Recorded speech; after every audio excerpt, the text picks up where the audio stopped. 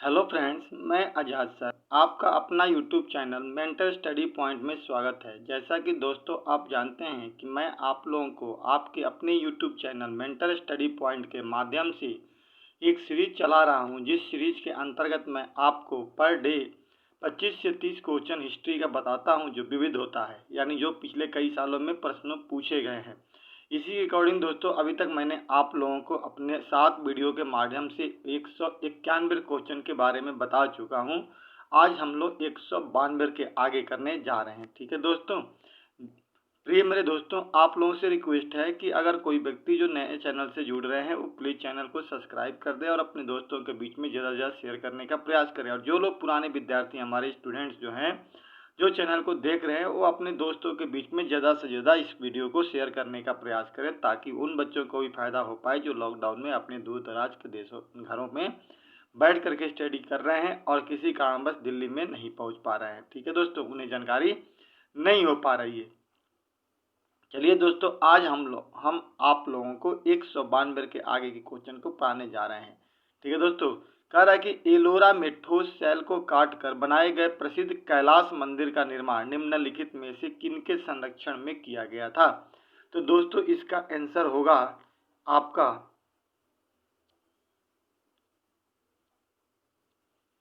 राष्ट्रकूट। ठीक है दोस्तों, किसके समय में कराया गया था? राष्ट्रकूट के समय। दोस्तों ये बहुत ही प्रसिद्ध मंदिर है, पूरे एक पत्थर को ही काट करके कैलाश मंदिर का निर्माण कराया गया है।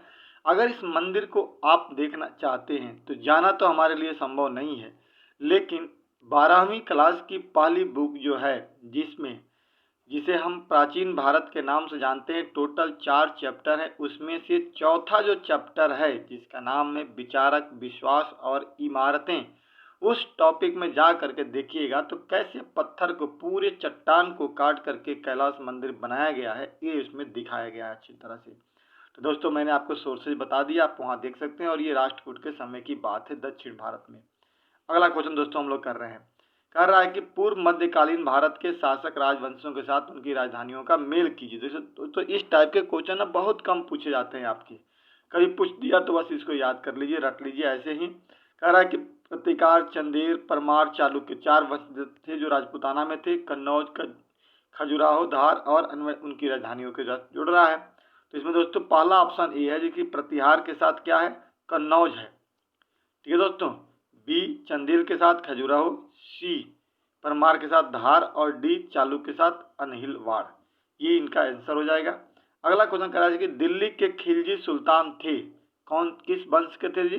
तो वो लोग आपके तुर्क वंश के थे। ठीक है दोस्तों, किस वंश के थे? तुर्क वंश के थे। खिलजी के, दिल्ली के खिलजी सुल्तान जो थे वो तुर्क वंश के थे। खिलजी वंश की स्थापना दिल्ली में 1320 ईस्वी में, सॉरी 1290 ईस्वी में खिलजी वंश के समय की थी। ठीक है दोस्तों, सॉरी जो भी गलती से मैंने बोला, एग्जैक्ट इसका आंसर होगा 1290 ईस्वी में, जब गुलाम वंश का अंत होता है तो खिलजी वंश आता है, और उसी खिलजी वंश की स्थापना 1290 ईस्वी में हुई थी, जो 1320 ईस्वी तक दिल्ली में शासन किया था। इसी में का सबसे महत्वपूर्ण सुल्तान था जिसका नाम था अलाउद्दीन खिलजी। ठीक है दोस्तों, आगे देखिए, कह रहा है कि दिल्ली के किस सुल्तान ने एक रोजगार विभाग, एक दान विभाग और एक परोपकारी चिकित्सालय की स्थापना की थी? तो इसका आंसर हो जाएगा दोस्तों फिरोज शाह तुगलक। फिरोज शाह तुगलक जो था, जिसे हम लोग दिल्ली का अकबर भी कहते हैं, और इसने ही क्या किया था? रोजगार विभाग, दान विभाग और एक परोपकारी चिकित्सालय की स्थापना की थी। ठीक है दोस्तों, आगे चलिए बात करते हैं हम लोग। कह रहा है कृष्णदेव राय ने निम्नलिखित में से किसके साथ मैत्रीपूर्ण संबंध रखा था? तो उसने पुर्तगालियों के साथ मैत्रीपूर्ण संबंध रखा था। अगला दोस्तों क्वेश्चन है दोस्तों, हुमायूं नामा की रचना किसने की थी? तो हुमायूं की बहन जो थी गुलबदन बेगम। किसने किया था दोस्तों? तो गुलबदन बेगम ने इसकी रचना की थी, हुमायूं नामा की। दोस्तों बहुत महत्वपूर्ण किताब है, हमेशा पूछा जाता है। कह रहा है कि मोहम्मद बिन तुगलक ने निम्नलिखित में से कौन सा कार्य नहीं किया था? इसी मोहम्मद बिन तुगलक को हम लोग MBT के नाम से भी जानते हैं। क्या नहीं किया था? उसने दोआब क्षेत्र में कर वृद्धि किया था, ये बिल्कुल सही बात है। उसने अपनी राजधानी थोड़े समय के लिए दिल्ली से दौलताबाद यानी देवगिरी महाराष्ट्र में ले गया था, ये बात सही है। उसने सांकेतिक मुद्रा के रूप में कांस्य और तांबे के सिक्के भी चलाया था, ये भी बात सही है।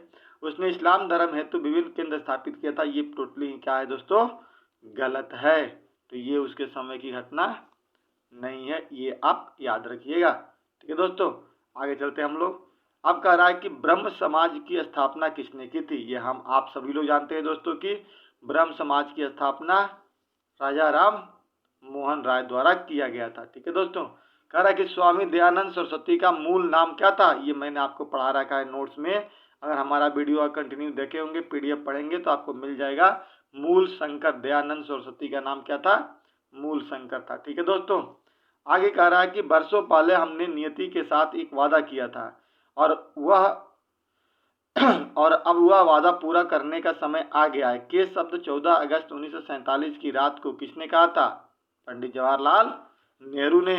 जब उन्होंने रात को भाषण दिया था तभी ये बात कही थी, जब दुनिया सो रही थी तो हम आज़ादी में प्रवेश कर रहे थे, नया भारत के सपना देख रहे थे। ठीक है दोस्तों, आगे कह रहा है कि गांधी जी को सबसे पहले राष्ट्रपिता किसने कहा था? सुभाष चंद्र बोस ने कहा था, जब वो सिंगापुर में थे उसी समय जब उन्होंने अपना आजाद हिंद फौज की स्थापना की थी तो राष्ट्रपिता कह करके संबोधित किया था। सारे जहां से अच्छा राष्ट्रभक्ति गीत निम्नलिखित में से किसने लिखा था? मोहम्मद इकबाल ने। ठीक है दोस्तों, याद रखना, मोहम्मद इकबाल ने सारे जहां से अच्छा राष्ट्रभक्ति गीत लिखा था। और यहाँ पर गांधी जी को सबसे पहले राष्ट्रपिता सुभाष चंद्र बोस ने कहा करके संबोधित किया था। अगला क्वेश्चन दोस्तों है कि दक्षिण अफ्रीका में, अगला क्वेश्चन कह रहा है कि दक्षिण अफ्रीका में महात्मा गांधी द्वारा प्रकाशित पत्रिका का नाम क्या था? Indian opinion. इंडियन ओपिनियन दक्षिण अफ्रीका में गांधी जी जब गए थे 1893 ईस्वी में और 9 जनवरी 1915 तक रहे थे वहां पर, तभी बीच में उन्होंने एक किताब लिखी थी जिसका नाम था इंडियन ओपिनियन। अब कह रहा है दोस्तों कि अंग्रेजी शासन के समय भारत के लिए सचिव में क्या अभिप्राय था? भारत के सचिव का मतलब क्या होता था, ये कह रहा है। तो एक सचिव का मतलब होता है ब्रिटेन का एक मंत्री जिसके नियंत्रण में भारत सरकार काम करती थी, ये सचिव पद बनाया गया था, आपको मैंने बता रखा है। भारत शासन अधिनियम 1858 का आया था, उसी के तहत भारत में एक सचिव होता था और उसके सहयोग करने के लिए 15 लोग होते थे। अगला क्वेश्चन है कि मेगास्थनीज बहुत वर्ष तक किसके दरबार में रहा? मौर्य के दरबार में। जिसे प्रजाओं का नाम दिया है, वंशों का नाम दिया, मगध राजा, नंद राजा, गुप्त और मौर्य, तो मौर्यों के दरबार में तो था। और उसमें भी अगर कहा जाए दोस्तों कि किसके समय में ये आया था, तो मौर्य राजा चंद्रगुप्त मौर्य के समय में आया था। किसके समय में आया था? चंद्रगुप्त मौर्य के समय में मेगास्थनीज आया था, जिसने एक किताब लिखा था जिसका नाम था इंडिका। और ये इंडिका जो किताब है पूर्ण रूप से उस समय के प्रशासन को बताता है। ठीक है दोस्तों, अगला क्वेश्चन कह रहा है कि भारत के प्रतीक चिन्ह की बेस प्लेट के नीचे अंकित शब्द सत्यमेव जयते कहाँ से लिया गया है? मुंडकोपनिषद से। पिछली बार भी दिल्ली पुलिस में क्वेश्चन पूछ चुका है दोस्तों। अगर आगे कह रहा है कि किसकी पुण्यतिथि पर शहीद दिवस मनाया जाता है? भगत सिंह की पुण्यतिथि पर शहीद दिवस मनाया जाता है, ये सभी लोग जानते हैं। 1885 में भारतीय राष्ट्रीय कांग्रेस की स्थापना किसकी पहल पर की गई थी? तो 1885 में भारतीय राष्ट्रीय कांग्रेस की स्थापना दोस्तों एलन एक्विनियन ह्यूम, इसी को हम लोग कहते हैं ए.ओ. ह्यूम। ए.ओ. ह्यूम जो था एक भारत में आईसीएस अधिकारी था और इसी के कहने पे 1885 में मुंबई में कांग्रेस की स्थापना की गई थी। अगला क्वेश्चन कह रहा है दोस्तों कि सिंधु घाटी के लोग किसकी उपासना करते थे? पशुपति देवता के रूप में एक भगवान शंकर की पूजा करते थे। अगला दोस्तों कह रहा है कि निम्नलिखित में से किसने अपने बादशाह पति के लिए मकबरे का निर्माण करवाया था? हाजी बेगम। ये थोड़ा अलग टाइप का क्वेश्चन है। कह रहा है कि रामकृष्ण मिशन के संस्थापक कौन थे? स्वामी विवेकानंद। ठीक है दोस्तों, रामकृष्ण मिशन के संस्थापक कौन थे? स्वामी विवेकानंद। किसके शासन में हिजड़ों तथा महिलाओं के एक वर्ग का प्रभुत्व था? मोहम्मद शाह रंगीला के समय में, जो मैंने आपको बताया था ना मुगलों का पतन, उसी में ये क्वेश्चन दोस्तों पूछा जाता है। अगला कह रहा है कि निम्नलिखित में से किसे भारतीय अशांति का जनक कहता है? तिलक को कहा था। ये मैंने भी आपको पढ़ा रखा है पहले भी कि इन्होंने ही भारत में स्वदेशी आंदोलन की शुरुआत की थी। स्वदेशी मतलब कहने का मतलब कि वो 1916 में जो उन्होंने आंदोलन चलाया था, ये और एनी बेसेंट मिलकर के एक आंदोलन चलाया था दोस्तों, भी याद नहीं आ रहा है।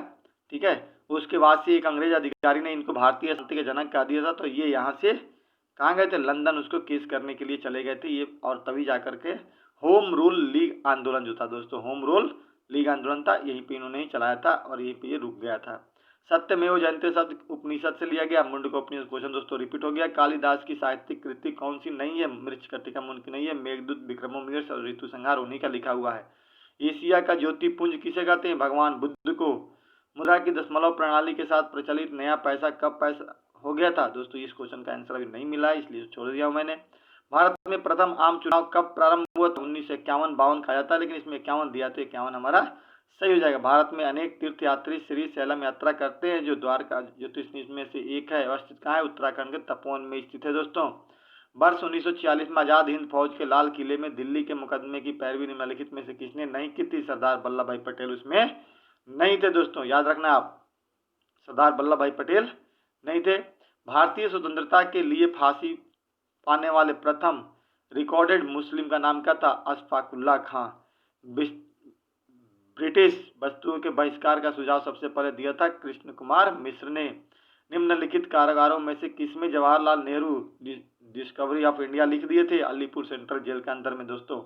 लास्ट क्वेश्चन है कि वर्ष 1916 में मुस्लिम लीग और कांग्रेस के मध्य किसने समझौता कराया था, तो दोस्तों उसमें कौन थे उस समय थे तिलक ने मिल करके मुस्लिम लीग और कांग्रेस के बीच में एक समझौता कराया था, जो 1916 में लखनऊ अधिवेशन हुआ था, जिसे मैंने पढ़ाया था और आप लोग कहा था कि ऐतिहासिक अधिवेशन है जहां से क्वेश्चन पूछे जाते हैं। तो क्वेश्चन यहीं से है दोस्तों कि गरम दल और नरम दल को दोनों को मिलाया था तिलक ने ही, यानी बेसन तो तिलक ने मिलकर मिलाया था, और मुस्लिम लीग और कांग्रेस को एक साथ लाने वाले कौन थे, तिलक और मोहम्मद अली जिन्ना था। तो जिन्ना यहाँ तो आंसर है नहीं, तो यहाँ क्या आंसर हो जाएगा दोस्तों, तिलक हो जाएगा।